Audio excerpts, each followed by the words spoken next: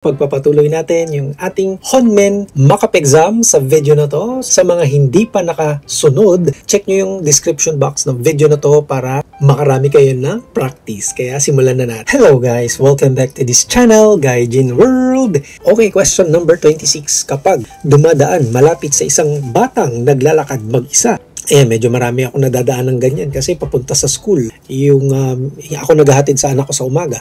Kinakailangang huminto ng buo o magpatuloy ng mabagal. So, tingin ko, hindi mo naman kailangang huminto. Kailangan mo lang magpatuloy ng mabagal. Make sure na hindi mo siya masagasaan, di ba? Kapag may dumadaan malapit sa isang batang naglalakad mag-isa, kailangan mo huminto o magpatuloy ng mabagal. Tingin ko false to. So, let's see if the answer here is false. Unang-una pa lang, mali na agad to tingin ko. False in 3, 2, 1. True. Masyadong violente, no? Ay, huminto. Huminto daw ng buo or magpatuloy ng mabagal. So, kailangan as full stop or drive slowly. Okay, next question tayo. First question pa lang, mali na. Question number 27. Kapag kahit para sa maikling biyahe, mahalaga ang maingat na pagpaplano sa pagmamaneho. So kahit maikli daw yung biyahe mo, kailangan may plano ka kung saan ka pupunta. Lagi ko itong tinatandaan guys kasi ako pa naman yung tipong kailangan meron talaga akong direction. Kung meron ako laging may Google Maps man or basta may maps ako dapat, may navigator ako palagi sa harap ko kung saan ako pupunta kasi kapag wala akong ganun, talagang medyo lost ako sa daanan. Madali ako makalimot ng daan kaya importante na may plano talaga pag bumabiyahe. So tingin ko sagot dito ay 2. So let's see if the answer here is true. 3, 2, 1, true. True yan kasi kailangan talaga maisip mo na agad kung saan ka dadaan para hindi din sayang sa oras, sa gas, diba? Okay, question number 28. Ayos lang para sa mga pribadong pampasaherong sasakyan na hindi sumailalim sa isang regular na inspection bawat taon.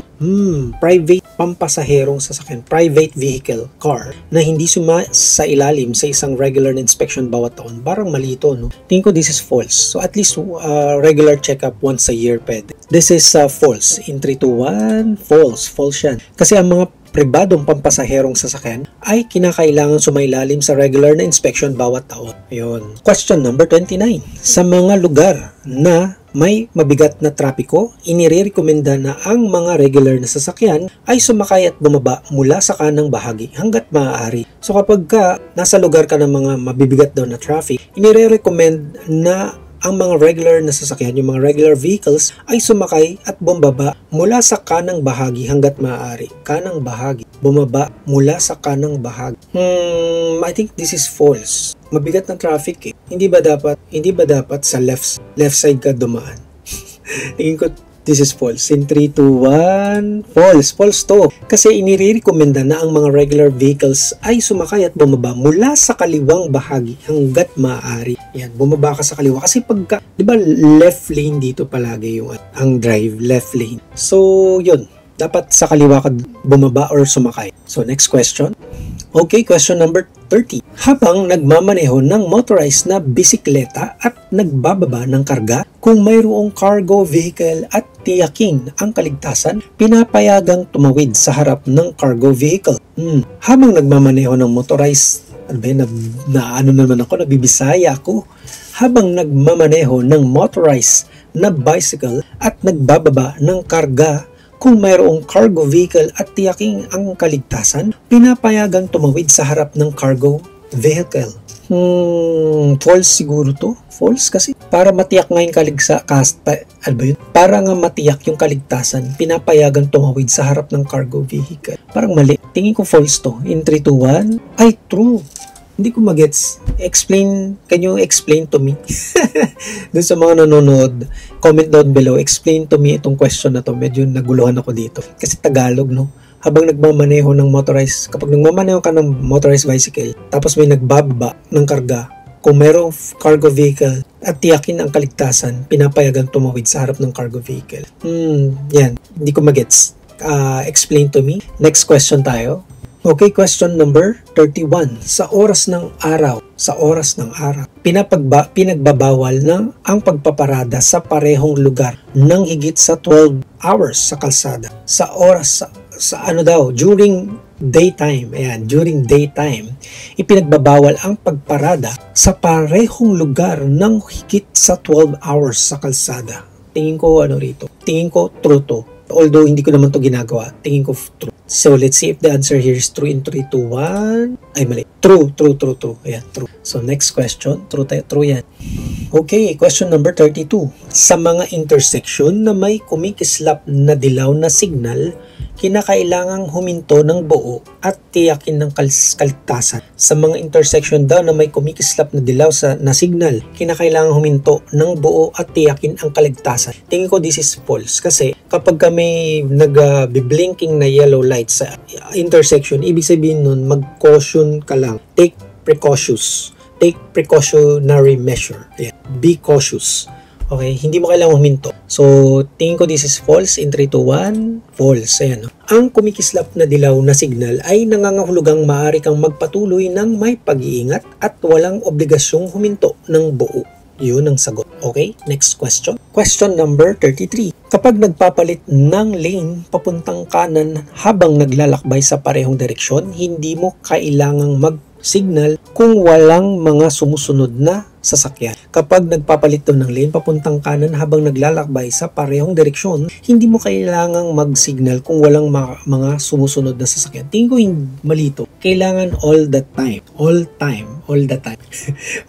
time ay mag-signal ka. Kahit wala kang tao, kahit nga magpapark ka lang dyan sa garahe mo at kung kailangan mo lumiko, maglagay ka ng signal light. Okay? Turn left or turn right ka, yan, mag-signal light ka. Kasi we will never know, 'di ba? So, lagi mong gamitin 'yun. So, tingin ko this is false. So, let's see if the answer here is false in 3, 2, 1. False. Kasi kahit na walang mga sumusunod na sasakyan, hindi re-recommendang laging gumamit ng iyong signal. Okay, question number 34. Huwag magpalit ng lane kung ang mga sumusunod na sasakyan ay kailangang biglang magpreno kapag ginawa mo ito. Huwag magpalit ng lane kung ang sumusunod na sasakyan ay kailangang biglang magpreno kapag ginawa mo ito. Huwag daw magpalit ng lane. Kung sa tingin mo na yung mga susunod daw na sasakyan ay kailangang biglang mag-brake kapag ginawa mo ito.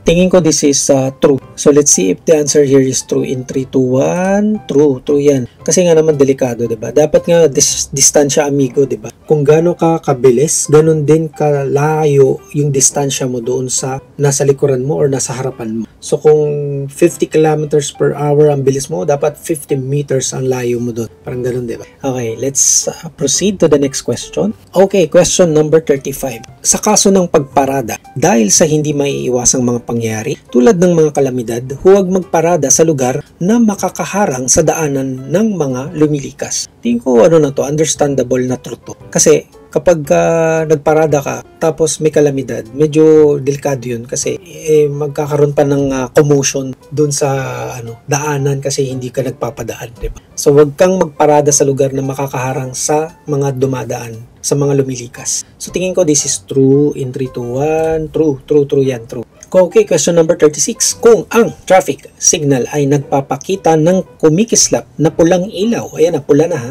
maaari kang magpatuloy pagkatapos huminto ng buo at tiyakin ang kaligtasan. Kung ang traffic signal ay nagpakita na ng kumikislap na pulang ilaw, maaari kang magpatuloy pagkatapos huminto.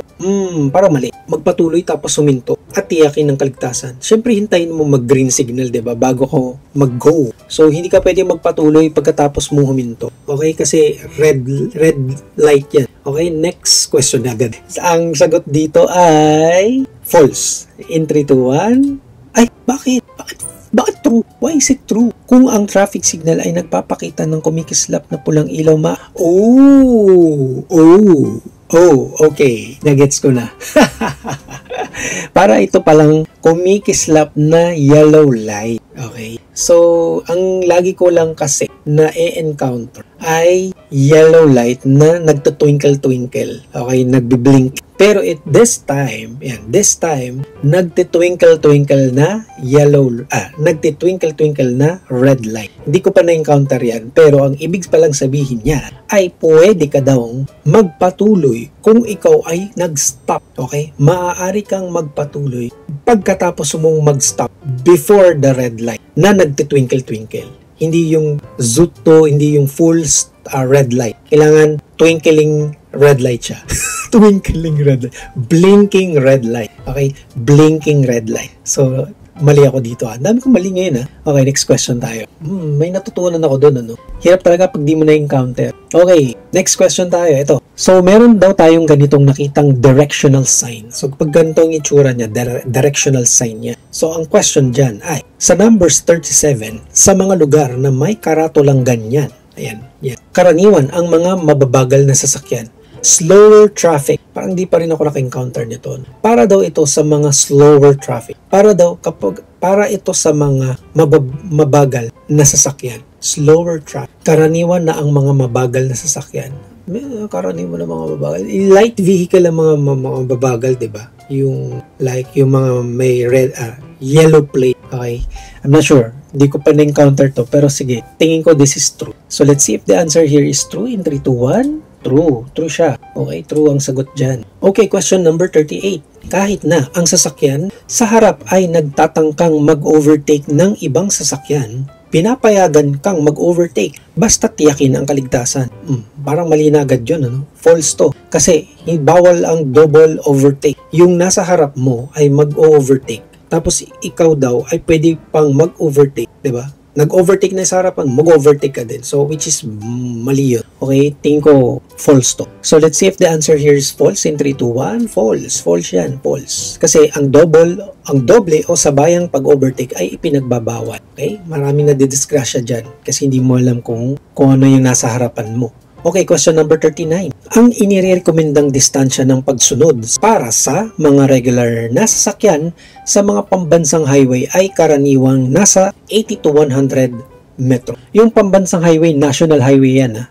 Di ba national highway is expressway? Paras lang ba yun? 80 to 100 meters. Yung mga regular sasakyan na naglalakbay or nagdadrive sa isang national highway or expressway ay nasa 80 to 100 metro. Metro? Hindi ba kilometers? Distance naman kasi. Distance, hindi yung takbo. Okay? Hindi yung speed. So, 80 to 100 meters. So, tingin ko this is true. 80 to 100 meters, guys. Yung distance mo doon sa mga bumabiyahe sa national highway. So, I think this is true in 3, 2, 1. True. Yun, munti ka na tayo dun, ha? Okay, question number 40. Habang nagmamaneho sa pangunahing lane ng highway, kung mayroong emergency vehicle na nagtatangkang pumasok o lumabas sa pangunahing lane, huwag hadlangan ang daanan nito. Okay, so kapag daw may nagmamaneho sa pangunahing lane, sa priority lane ng highway, kung mayroong emergency vehicle na nagtatangkang pumasok o lumabas sa pangunahing lane, huwag hadlangan ang daanan nito. Tama naman, huwag mo siyang harangan, bigyan mo siya ng daan. Okay, so this is true. Kasi ano yan, emergency vehicle yan eh. So let's see if the answer here is true in 3, 2, 1. True yan, okay? So ayan guys, puputulin muna natin yung ating Honmen mock-up exam sa video na to. Sana nagustuhan ninyo. Kung nagustuhan ninyo, like, share, and subscribe.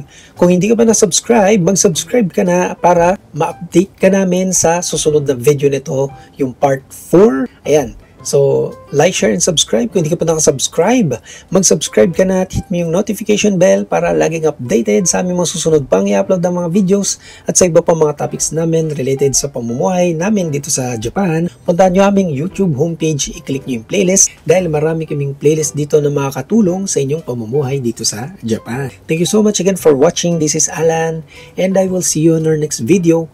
Huwag niyong kalimutang i-check yung mga videos na lalabas ngayon dito sa screen. Bye!